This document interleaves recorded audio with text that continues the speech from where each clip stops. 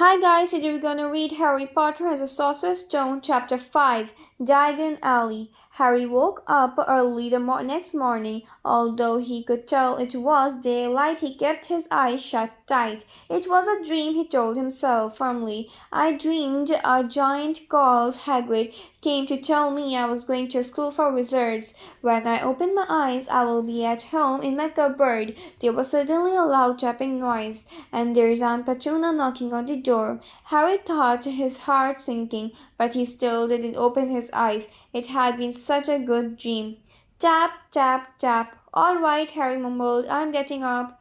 He sat up, and Hagrid's heavy coat fell off him. The hut was full of sunlight. The storm was over. Hagrid himself was asleep on the collapsed sofa, and there was an owl rapping its claw on the window, a newspaper held in its beak. Harry scrambled to his feet, so happy he felt as though a large balloon was swirling inside him. He went straight to the window and jerked it open. The owl swooped in and dropped the newspaper on top of Hagrid, who didn't wake up. The owl fluttered into the window and began to attack Hagrid's coat. Don't do that! Harry tried to wave the owl out of the way, but it snapped its beak fiercely at him and carried on scavenging the coat. Hagrid, said Harry loudly, there's an owl! Pay him, Hagrid grunted onto the sofa. What? He wants paying for delivering the paper. Look in the pockets. Hagrid's coat seemed to be made of nothing but pockets. Bunches of keys, slug pellets, balls of string, peppermint humbugs, tea bags. Finally, Harry pulled out a handful of strange-looking coins. Give him 5 nuts, said Hagrid sleepily. Nuts? The little bronze ones. Harry counted out 5 little bronze coins, and the owl held its leg so Harry could put the money into the small leather pouch tied to it. Then he flew off through the open window. Hagrid yawned loudly, sat up and stretched. Best be off. Lots of work to do today. We have to go to London and buy our stuff for school. Harry was turning over the wizard coins and looking at them. He had just thought of something that made him feel as though the happy balloon inside him had got a puncture. Hagrid. Hagrid, who was pulling on his boots. I haven't got any money, and you heard Uncle Vernon last night. He won't pay for me to go and learn magic. Don't worry about that, said Hagrid, standing up and stretching his head. Do you think your parents didn't leave anything for you? But their house was destroyed. They didn't keep their gold in the house, boy. For the first stop, we are gonna go to Gringotts, Wizard's Bank. Have a sausage, they are not so bad, and I wouldn't say no to the birthday cake. Wizards have banks? Just the one Gringotts run by goblins. Harry dropped the bit of sausage he was holding. Goblins? Yeah, so you'd be mad trying to rob there. I will tell you that. Never mess with goblins, Harry. Gringotts is the safest place in the world for anything you want to keep safe, except maybe Hogwarts. As a matter of fact, I got a wizard Gringotts anyway, for Dumbledore. Hogwarts business. Hagrid drew himself up proudly. He usually gets me to do important stuff for him. Fetching you getting things from Gringotts. Knows he can trust me, see? Got everything? Come on. Harry followed Hagrid out onto the rock. The sky was quite clear now, and the sea gleamed in the sunlight. The boat Uncle Vernon had hired was still there, with a lot of water in the bottom of the storm. How did you get here? Harry asked, looking around for another boat. Flew, said Hagrid. Flew? Yeah, but we will go back in this. Not supposed to use magic here. He settled down in the boat, Harry still staring at Hagrid, trying to imagine him flying. Seems a shame to row, though, said Hagrid, giving Harry another one in his sideways look. If I speed things up a bit, would you not mind mentioning it in Hogwarts? Of course not, said Harry, eagerly to see more magic. Hagrid pulled out the pink umbrella again, tapped it twice on the sides of the boat, and they sped off towards the land. Why would you be mad to try and rob Gringotts? Harry asked. "Spells, enchantments," said Hagrid, unfolding his newspaper as he spoke. "They say that there's a dragon guarding the high security walls, and then you gotta find your way out. Gringotts is hundreds of miles under London. See, deep under the ground. You'd die of hunger trying to get out, even if you did manage to get your hands on summit." Harry sat and thought about this for a while. Hagrid read his newspaper, The Daily Prophet. Harry had learned about Uncle Vernon that people liked to be left alone while they did this, but it was very difficult. He had never had so many questions in his life. "Ministry of Magic messing things up as usual," Hagrid muttered, turning the page. "There is a Ministry of Magic?" Harry asked before he could stop himself. "Of course," said Hagrid. They wanted Dumbledore for Ministry of Magic, but of course he would never leave Hogwarts, so old Coniferous Fudge got the job. Bungler, if ever told, was one, so he pelts Dumbledore with owls every morning asking for advice. But what does a Ministry of Magic do? Well, their main job is to keep it from the Muggles that there are still witches and wizards up and down the country. Why? Why? Boomy, Harry, everyone wanted magic for the solution of problems. Nah, it's best left alone. At this moment, the boat bumped gently into the harbour wall. Hagrid folded up his newspaper and climbed up the stone steps onto the street. Passers-by stared a lot at Hagrid as they walked through the little town to the station. Harry couldn't blame them. Not only was Hagrid twice as tall as anyone else, he kept pointing at perfectly ordinary things like parking meters and saying loudly, "See that, Harry? Things these Muggles dreamed up." "Hagrid," said Harry, panting a bit as he ran to keep up. "Did you say there are dragons in Gringotts?" "Well, so they say," said Hagrid. "Quickie, I like dragon." "You like one?" "Wanted one ever since I was a dragon. Here we go." They reached the station. There was a train to London in 5 minutes' time. Hagrid, who didn't understand Muggle money, as he called it, gave the bills to Harry so he could buy their tickets. People stared more than ever on the train. Hagrid took up 2 seats and sat knitting what looked like a cranny old circus tent. "Still, you got a letter, Harry?" he asked as he counted stitches. Harry took a parchment envelope out of his pocket. "Good," said Hagrid. "There's a list of things of everything you need." Harry unfolded a second piece of paper he hadn't noticed the line before and read, "Hogwarts School of Witchcraft and Wizardry, uniform. First year student will require 3 sets of plain work robes, black, 1 plain pointed hat, black for day wear, 1 pair of protective gloves, dragon hide or similar, 1 winter cloak, black silver fastening. Please note that all people's clothing should carry name tags. Course books. All students should have a copy of each of the following: The Standard Book of Spells, Grade 1 by Miranda Goshawk, A History of Magic by Bathilda Bagshot, Magic Theory by Albert Waffling, A Beginner's Guide to Transfiguration by Emily Switch, 1000 Magical Herbs and Fungi by Phileas Power, Magical Draughts and Potions by Andres Grigor, Fantastic Beasts and Where to Find Them by Newt Scamander, The Dark Forces, A Guide to Self-Protection by Quentin Trimber.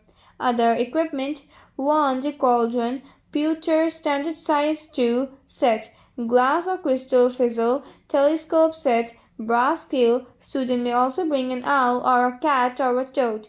Parents are reminded that the first years are not allowed on their own broomsticks. "We can buy all this in London," Harry wondered aloud. "If you know where to go," said Hagrid. Harry had never been to London before, although Hagrid seemed to know where he was going. He was obviously not used to getting there in an ordinary way. He got stuck in the ticket barrier on the Underground and complained loudly that the 2 seats were too small and the trains too slow. "I don't know how the Muggles manage without magic," he said as they climbed a broken-down escalator. They led up to a bustling end road lined with shops. Hagrid was so huge that he parted the crowd easily. All Harry had to do was keep close behind him. He passed bookshops and music stores, hamburger restaurants and cinemas, but nowhere that looked as if it could sail you a magic wand.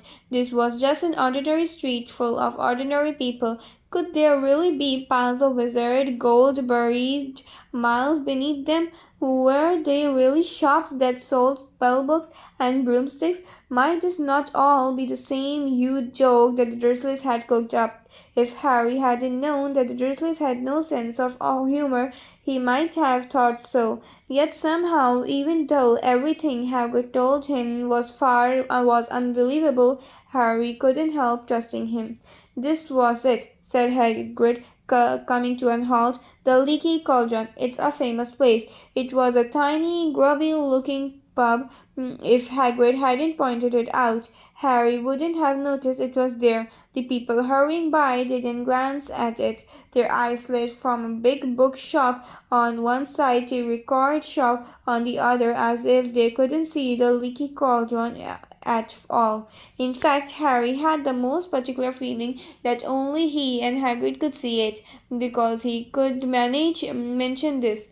Hagrid had steered him inside. For a famous place, it was very dark and shabby. A few old women were sitting in a corner, drinking tiny glasses of sherry. One of them was smoking a long pipe. A tiny man in a top hat was talking to an old bartender, who was quite bald and looked like a toothless walnut. The low buzz of chatter stopped when they walked in. Everyone seemed to know Hagrid. They waved and smiled at him, and the bartender reached for a glass, saying, "The usual, Hagrid." "Can't, Tom. I'm on Hogwarts business," said Hagrid, clapping his great hand on Harry's shoulder and making Harry's knees buckle. "Good Lord," said the bartender, peering at Harry. Can this be?" The Leaky Cauldron had suddenly gone completely silent and still. "Bless my soul," whispered the old bartender. "Harry Potter, what an honor!" He hurried out from behind the bar, rushed towards Harry, and seized his hand, tears in his eyes. "Welcome back, Mr. Potter, welcome back." Harry didn't know what to say. Everyone was looking at him. The old woman with the pipe was puffing on it without realizing it had gone out. Hagrid was beaming. Then there was a great scarping of cheers, and the next moment Harry found himself shaking hands with everyone in the Leaky Cauldron. "Dearest Cockford, Mr. Potter, can't believe I'm meeting you at last. So proud, Mr. Potter, I'm just so proud. Always wanted to shake your hand. I'm all of a flutter." "Delighted, Mr. Potter. Just can't tell you. Diggly's the name. Diddlus Diggly." "I have seen you before," said Harry, as Diddlus Diggly's top hat fell off in his excitement. "You bowed to me once in a shop." "He remembers," cried Diddlus Diggly, looking around at everyone. "Did you hear that? He remembers me." Harry shook hands again and again. Doris Dockford kept coming back for more. A pale young man made his way forward very nervously. One of his eyes was twitching. "Professor Quirrell," said Hagrid. "Harry, Professor Quirrell will be one of your teachers at Hogwarts." "Potter?" stammered Professor Quirrell, grasping at Harry's hand. "Can't tell you how pleased I am to meet you. What sort of magic do you teach, Professor Quirrell?" "Defense against dark arts," muttered Professor Quirrell, as though he did rather not think about it. "Not that you need it, Potter?" He laughed nervously. "You will be getting all your equipment, I suppose. I have got to pick up a new book on vampires myself." He looked terrified at the very thought. But the others wouldn't let Professor Quirrell keep Harry to himself. It almost took 10 minutes to get away from them all. At last Hagrid managed to make himself heard over the babble. "Must get on. Lots to buy. Come on, Harry." Doris Cockful shook Harry's hand one last time, and Hagrid led him to the bar and out into a small walled courtyard, where there was nothing but a trash can and a few winds. Hagrid grinned at Harry. "Told you, didn't I? Told you you'll be famous." Even Professor Quirrell was trembling to meet you. Mind you, he's usually trembling. "Is he always that nervous?" "Oh, yeah, poor bloke. Brilliant mind. he is fine while he was studying out the books, but then he took a year off and get some first-hand experience.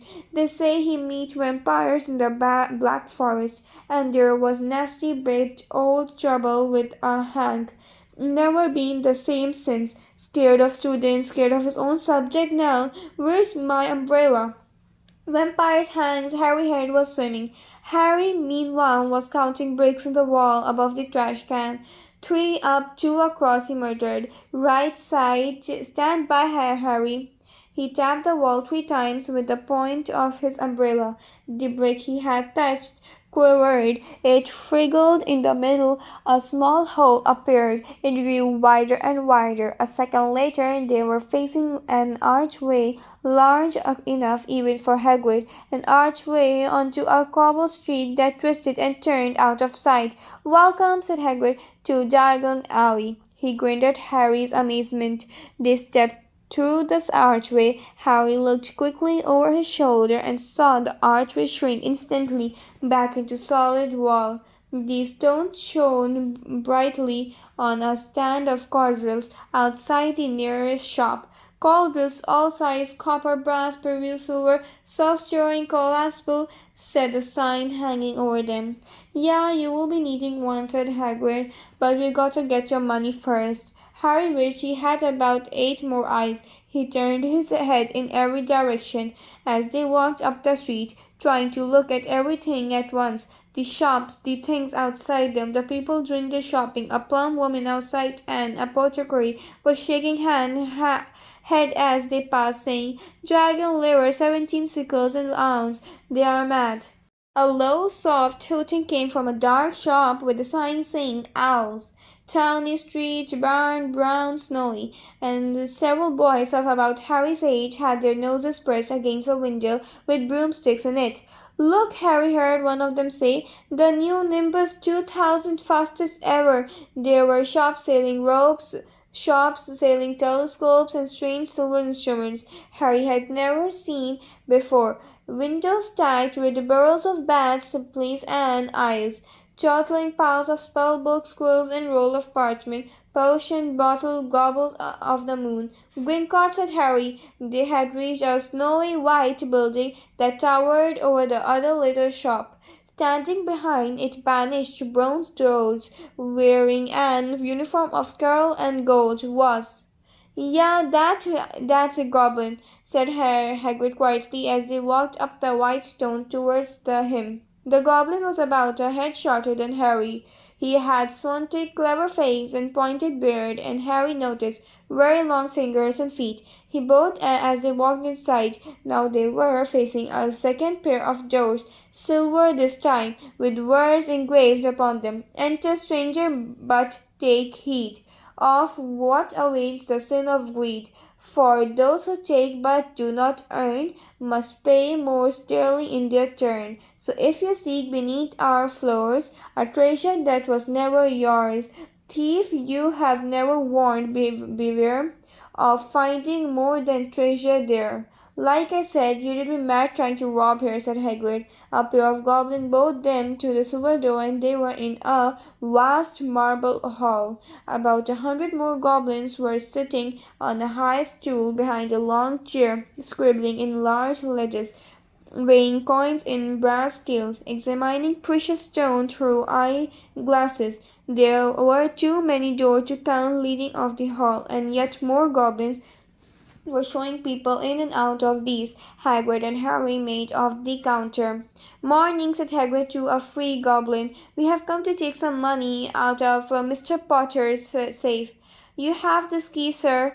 Got it here somewhere, said Hagrid, and he started emptying his pockets into the counter, scanning a handful of mouldy dog biscuits over the goblin's book of numbers. The goblin wrinkled his nose. Harry watched the goblin on his right, weighing a pile of rubies as big as glowing coals. Got it, said Hagrid at last, holding up a tiny golden key. The goblin looked at it closely. That seemed to be in order, and I have got a letter from the Professor Dumbledore, said Hagrid, importantly throwing out this chest. It's about you-know-who in Vault 713. The goblin read the letter carefully. Very well, he said, handing it back to Hagrid. I have someone to take you down to both the vaults. Griphook was yet another goblin. Once Hagrid had crammed all the dog biscuit back inside his pockets, he and Harry followed Griphook towards one of the doors leading off the hall. What's the you-know-who in Vault 713? Harry asked. Can't tell you that, said Hagrid mysteriously. Very secret. Hogwarts business. Dumbledore trusted me more in my job's work to tell you that. Griphook held the door open for them. Harry, who had expected more marble, was surprised. There were a narrow stone passage lit with flame torches. It sloped steeply downwards, and there was little railway tracks on the floor. Griphook whistled, and a small cart came hurling up the tracks towards them. Then they climbed in, Hagrid with some difficulty, and were off. At first they just hurled through a maze of twisting passages. Harry tried to remember left, right, left, middle, fork, right, left, but it was impossible. The rattling cart seemed to know its own way, because Griphook wasn't steering. Harry's eyes slunk into the cold air rushing past them, but he kept them wide open. Once he thought he saw a burst of fire at the end of the passage and twisted around to see if it was a dragon, but too late. They plunged even deeper, passing an underground lake where huge statues and stalagmites grew and from the floor and ceiling. I never knew, Harry called to Hagrid over the noise of the cart. What's the difference between a stalagmite and a stalagmite? Stalagmite is got its name from M, said Hagrid. And don't ask me questions just now. I think I'm gonna be sick. He did look very green, and when the car stopped at last beside a small door in the passage wall, Hagrid got out and had to lean against the wall to stop his knees from trembling. Griphook unlocked the door. A lot of green smoke came blowing out, and as it cleared, Harry gasped. Inside was molds of green gold, columns of silver, heaps of little bronze nuts. All yours, smiled Hagrid. All Harry's? It was incredible. The Dursleys couldn't have known about this, and you have it, and faster than blinking. How often had they complained how much Harry cost them to keep, and all the time there had been a small fortune belonging to him buried deep under London. Hagrid helped Harry pile some of it into a bag. The gold ones in gallons, he explained. 17 silver sickles to a gallon and 29 nuts to a sickle. It's easy enough. Right, that should be enough for a couple of terms, and we have to keep the rest safe for you. He turned to Griphook. Vault 713 now. Please, can we go more slowly? One speed only, said Griphook. They were going even deeper now and gathering speed. The air became colder and colder as they hurried around tight corners.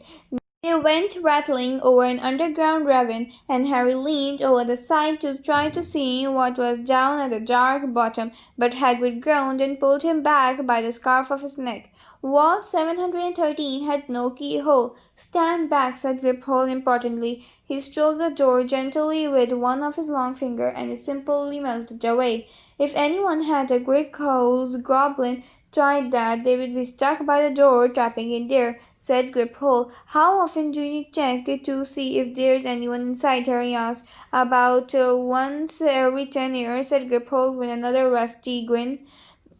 Something really extraordinary had to be inside this top security vault, Harry was sure, and he leaned forward eagerly, expecting to see fabulous jewels at the very least. But it was first he thought it was empty. Then he noticed a grubbly little package wrapped around in brown paper lying on the floor. Hagrid picked it up and tucked it inside his pocket. Harry longed to know what it was, but knew better than to ask. Come on, back in this infernal cart, and don't talk to me on the way back. It's best if I keep my mouth shut, said Hagrid. On Wild Cart Rider later they stood blinking in the sunlight outside and Gringotts.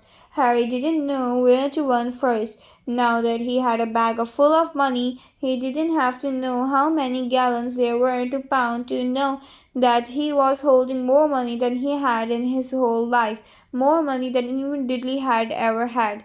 Might as well get your uniform, said Hagrid, nodding towards Ma'am Macken's robes for all occasions. Listen, Harry, you would never mind if I would slip off for and pick me up a leaky cauldron. I hate them Gwincard's cards.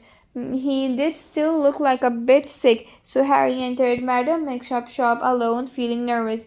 Madame Milken was a squat smiling witch dressed all in mauve.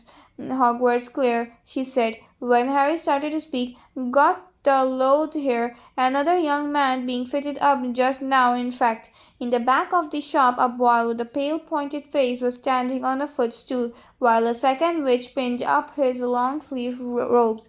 Madame Mackin stood Harry onto a stool next to him, tipped it long over his head, and began to pin it in the right length. "Hello," said the boy. "Hogwarts too?" "Yes," said Harry. "My father's next door buying my books, and my mother up the street looking up the warrants," said the boy. He had a bored, drawling voice. "Then I'm going to drag them off to Took and racing brooms. I don't see why first years can't have their own. I think I will be bullying father into getting me one. I will smudge it in somehow." Harry was strongly reminded of Dudley. "Have you got your own broom?" the boy went on. "No," said Harry. "Play Quidditch at all?" "No," said Harry said again, wondering what on earth was a Quidditch could be. "I do. Father says it's a crime if I am not picked to play for my house, and I must agree. Know what house you will be in yet?" "No," said Harry, feeling more stupid by the minute. "Well, no one really knows until they get there, do they? But I know I will be in Slytherin. All our family have been. Imagine being in Hufflepuff. I think I would leave, wouldn't you?"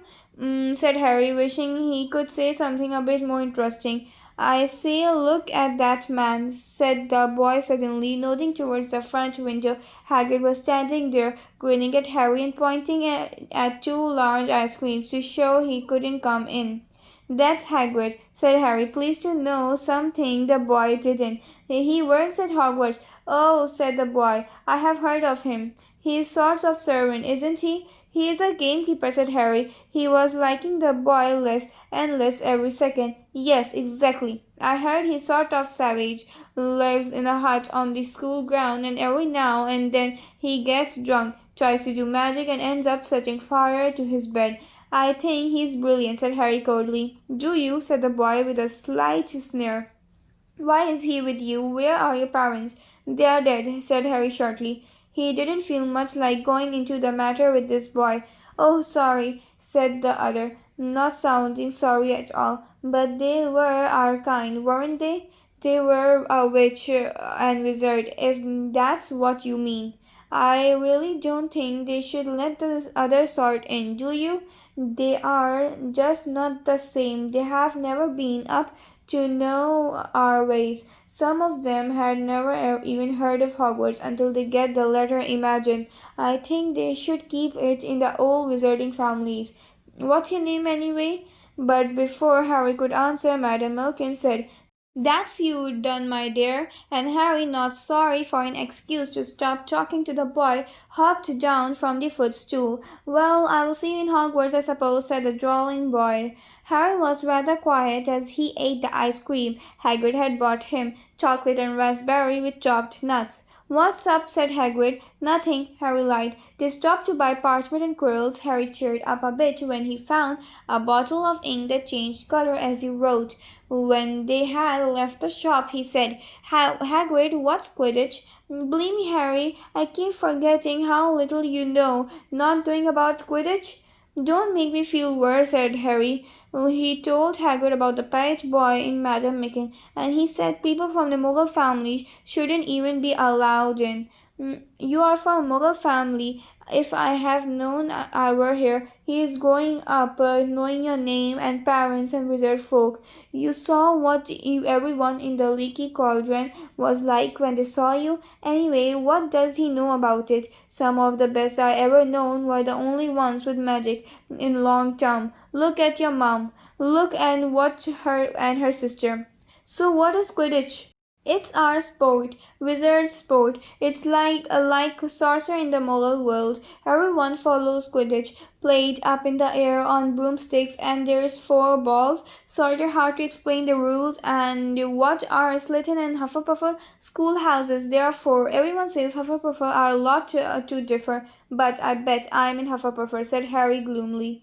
"Better Hufflepuff than Slytherin," said Hagrid darkly. "There's not a single witch or wizard who have went bad who wasn't in Slytherin. You know who was one? Walt? Sorry, you know who was in Hogwarts." "Yes, years and years ago," said Hagrid, "they bought Harry's school books in a shop called Flourish and Blotts, where the sleeves were stacked to ceiling with books as large as paving stone, bound in leather, books the size of postage stamp in cover of silk, books full of particular symbol, and few books with nothing in them at all. Even Dudley, who never read anything, would have been wild to get his hand on some of these."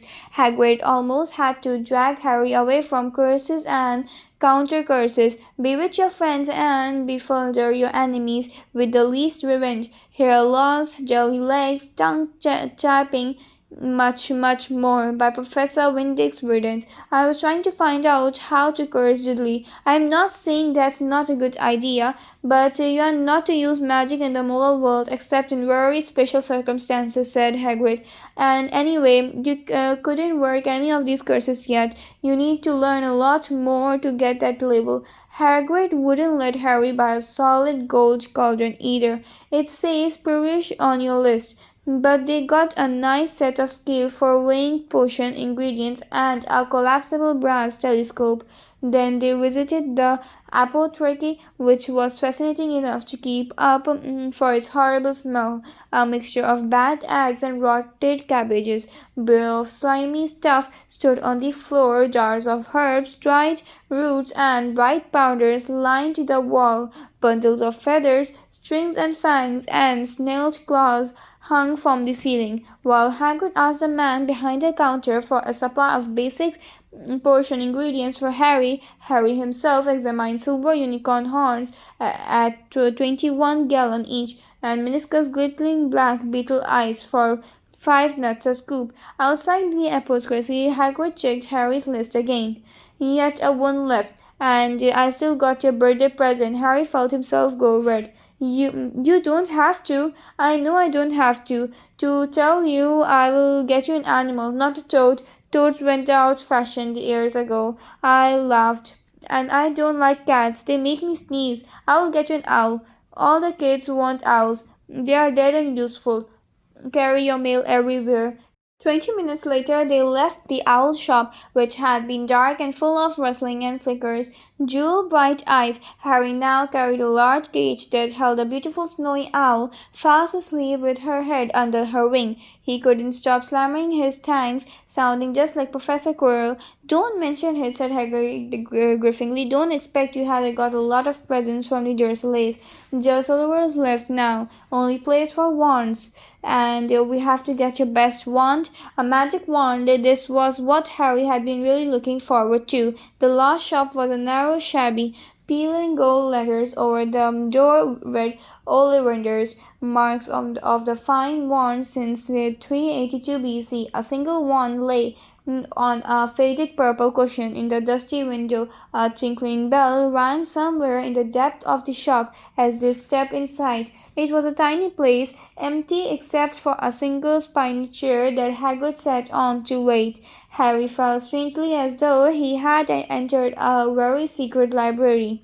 He swallowed a lot of new questions that had just occurred to him, and looked inside at the thousands of narrow boxes piled neatly up the ceiling. For some reason the back of his neck prickled. The very dust and silence in the seemed to tingle with some secret magic.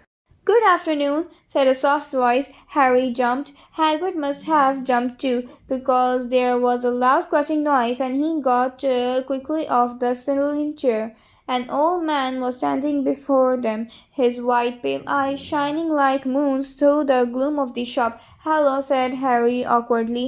Yes," said the man. "Yes, yes, I thought I would be seeing you soon, Harry Potter. It wasn't a question. You have your mother's eyes. It seems only yesterday she was here by herself, buying her first wand. 10¼ inches long, squashy, made of willow. Nice wand for charm work." Mr. Ollivander moved closer to Harry.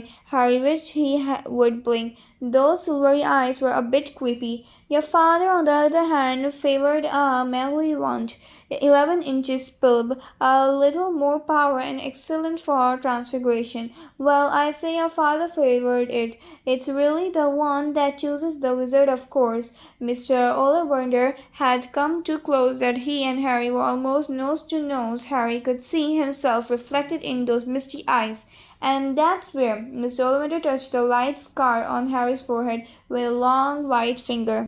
"I am so sorry I sold the one that did it," he said softly. 13½ inches. You powerful wand, very powerful, and in the wrong hands. Well, if I did know what the wand was going out into the world to do." He shook his head, and then, to Harry's relief, spotted Hagrid. "Rubbus, Rubbus Hagrid, how nice to see you again. Oh, 16 inches rather bendy, wasn't it?" "It was, sir, yes," said Hagrid. "Good wand, that one. But I suppose they snapped it in half, and when you got expelled," said Mr. Ollivander, suddenly stern. Yes, they did, yes," said Hagrid, shuffling his feet. "I have still got the pieces, though," he added brightly. "But you don't use them," said Mr. Ollivander sharply. "Oh, no," said Hagrid quietly. Harry noticed his gripping his pink umbrella very tightly as he spoke. Said Mr. Ollivander, giving Hagrid a piercing look. "Well, now, Mr. Potter, let me see." He pulled a long tape measure with the silver marking out of his pocket. "Which is your wand arm?" Well, I'm right-handed," said Harry. "Hold out your arm. That is right." He measured Harry from shoulder to finger, when wrist to bow, shoulder to floor, knee to armpit, and around his head. As he measured, he said, "Every Ollivander wand has a core of a powerful magical substance, Mr. Potter. He used unicorn hair, phoenix tail feather, and the hair sting of dragon. No two Ollivander wands are the same, just as no two unicorn dragons or phoenixes are quite the same. Of course, you will never get such a good result when another wizard's wand." Harry suddenly realized that the tape measure, which was measuring between his nostrils, was doing its own. Mr. Ollivander was fitting around the sleeve, taking down boxes. "That will do it," he said, and the tape measure crumpled into a heap on the floor. "Right then, Mr. Potter, try this one. Beech wood and dragon heartsing, 9 inches. 9 and flexible. Just take it and give it a wave." Harry took it and, feeling foolish, waved it around a bit, but Mr. Ollivander snatched it out of his hand almost at once. "Marble phoenix feather, 7 inches, quite frippy. Try." Harry tried, but he had hardly raised the wound when it too was snatched back by Mr. Ollivander. "No, no, hair, Impony, unicorn hair, 8½ inches, springy. Go on, try it on." Harry tried and tried. He had no idea what Mr. Ollivander was waiting for. The pile of tried wand was mounting higher and higher on the spindly chair, but the more wands Mr. Ollivander pulled from the shelves, the happier he seemed to become. "Tricky customer, eh?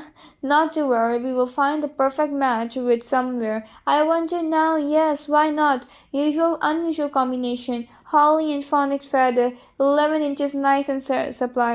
Harry took the wand. He felt a sudden warmth in his fingers. He raised the wand above his head, brought it swishing down through the dusty air, and seemed of red and gold sparkles shot from the end like a firework, throwing dancing spots of light onto the wall. Hagrid whooped and clapped, and Mr. Ollivander cried, "Oh, bravo! Yes, indeed! Oh, very good! Well, well, well! How curious! How very curious!"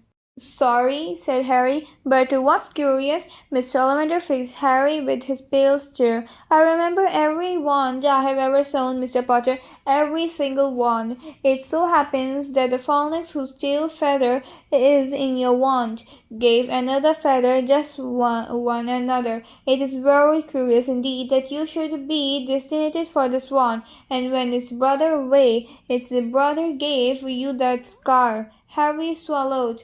Yes, 13.5 inches. You curious? Indeed, how these things happen. The wand chooses a wizard. Remember, I think we must expect great things from you, Mr. Potter. After all, he who must not be named did the great things. Terrible. Yes, but great. Harry shivered, but he wasn't sure he liked Mr. Ollivander too much. He paid 7 gold gallons for his wand, and Mr. Ollivander bought them from his shop.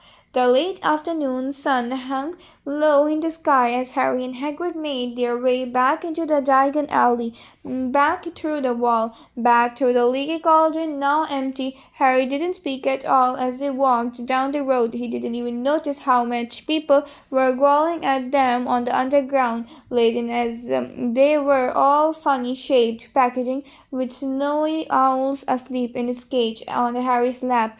Up another escalator, out into the Pentagon station. Harry only realized where they were on Hagrid tapping on the shoulder.